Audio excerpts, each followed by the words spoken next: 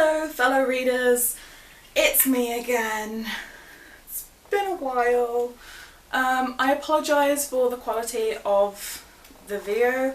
My phone isn't working properly. I normally record with that. I'm too broke to buy like a decent contraption.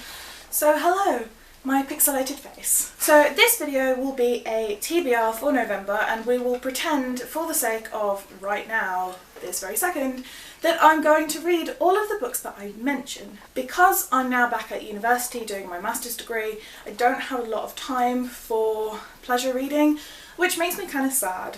And I still read a lot of books, I just don't read as much as I would like to.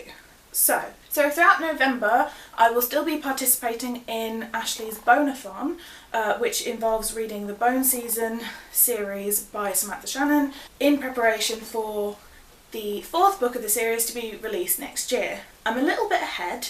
I've already read the Bone Season and I've just finished the Mime Order. So this month I will be reading Song Rising by Samantha Shannon. I'm so excited for this book. It has been a long time since I have felt so passionate about a book series, but the Bone Season quickly became a favourite. I think it might end up being an all-time favourite. The Mime Order was phenomenal. I was absolutely stunned. The plot twists just made my jaw drop, and I cannot wait to read this. If you don't know anything about the Bone Season, or if you're not partaking in Bonathon, the series is about a society in which there are clairvoyant humans, but clairvoyance is illegal. The main character, Paige Mahoney, she eventually gets caught for being clairvoyant, and the whole thing gets pretty crazy from there. There's a lot of politics going on, there's a lot of cool stuff going on, they all have like psychic powers, and I just think it is so creative and fantastic and I love it. I can't wait. Next up I will be doing the non-fiction November readathon. I tend to read a lot of YA fantasy. That is just me. I absolutely love the genre. So instead of doing Believathon, which is a readathon where you read children's books and there are a set of prompts, and I love kids' books and I like the magic in them, Instead of doing Believathon, I thought I should try and broaden my reading taste just for a month, so I will be doing Non-Fiction November. This has 4 very vague prompts. There is design, sport, true, and voice. So they don't really mean anything, but you can interpret these prompts in any way that you see fit. So for design, I have chosen Still Friends by Saul Austerlitz. I think that's how you say his name, but I don't know. It is basically the behind the scenes to the Friends TV show, and I chose it for design because not only do I think the design of this cover perfectly encapsulates the TV show, but Friends TV show is probably one of the best things to me that's ever been designed. Design means creativity, and this is the behind the scenes, so I figured that would work.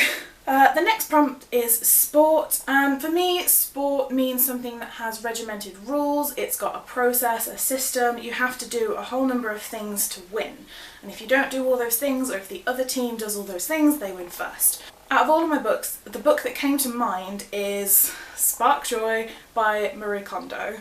Unless you've been living under a rock, Marie Kondo is a Japanese woman with this specific way of tidying. Lord knows I need her help. Maybe this will do something good for me.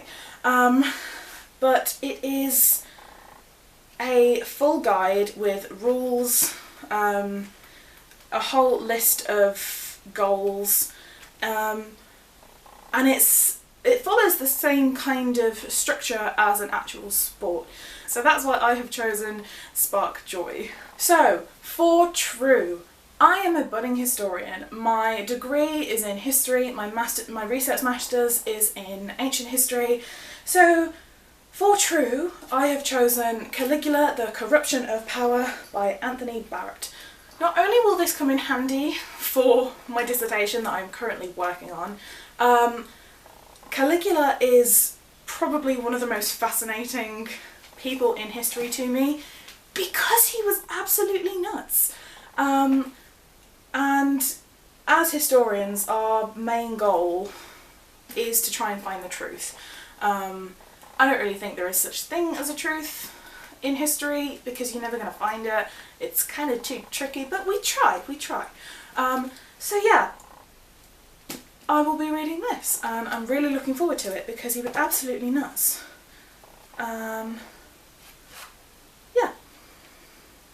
Yeah. Yep, that's Caligula.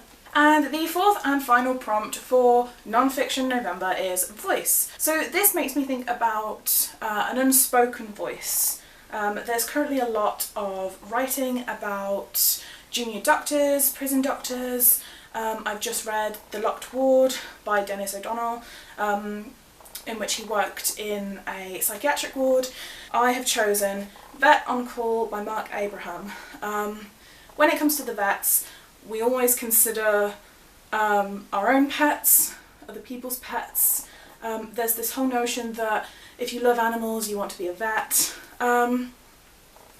So I thought I would read this. I'm really curious to know about the effect that it has on his mental health and on his psyche, because if you are a vet because you love pets and you have to put a pet down, that's going to be pretty difficult, and that crops up a lot more than it does in actual hospitals because we don't put people down.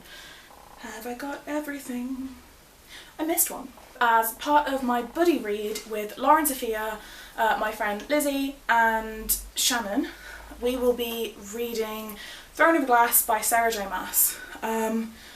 We've already started it, I'm a few chapters in. It's kind of interesting, but I'm really looking forward to reading more. The whole assassin premise is really exciting to me. So yeah, we've got 6 books. I'm all planned out, so yeah. This should be a really interesting reading month because I'm stepping so far away from my comfort zone. So yeah, if you have read any of these books or you are interested in reading any of these books, do drop a comment, let me know what you think. See you soon, bye!